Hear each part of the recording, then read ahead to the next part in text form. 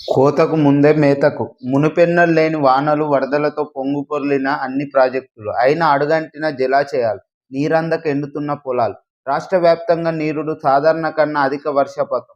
October చివరి వరకు నదుల్లో కొనసాగిన వరద ప్రవాహాలు. 110 రోజులు గోదావరికి వరద, 4200 టీఎంసీలు రాక.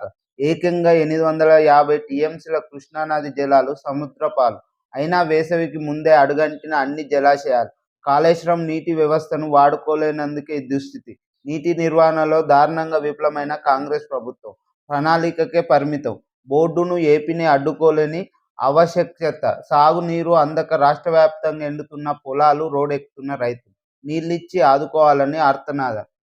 ఎక్కడికక్కడికి నిరుడు కంటే ఎక్కువ వానలు కొట్టినా కూడా, వరద రూపకంలో ఎక్కువ టీఎంసీలు వచ్చినా కూడా నీటిని కట్టడి చేసే పరిస్థితిలో లేకుంటున్న కాంగ్రెస్ పార్టీ.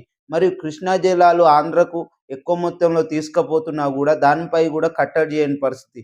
మరియు కాళేశ్వరం ప్రాజెక్టు కూడా దానిలో నీటిని నిల్వ చేసే సామర్థ్యాన్ని వాళ్ళు కొద్దిగా రిపేర్ను చేయలేక ఇలా జరిగిందని చెప్తున్నారు. అంటే దీనివల్ల ప్రజలకు అన్యాయం జరుగుతుంది. ఎందుకంటే ఎక్కడికక్కడ జలాశయాలు అడుగంటిపోయి నీళ్ళు అందక పంటలు ఎండిపోయే పరిస్థితి. అంటే ఈ పరిస్థితి ఎవరి వల్ల వచ్చింది?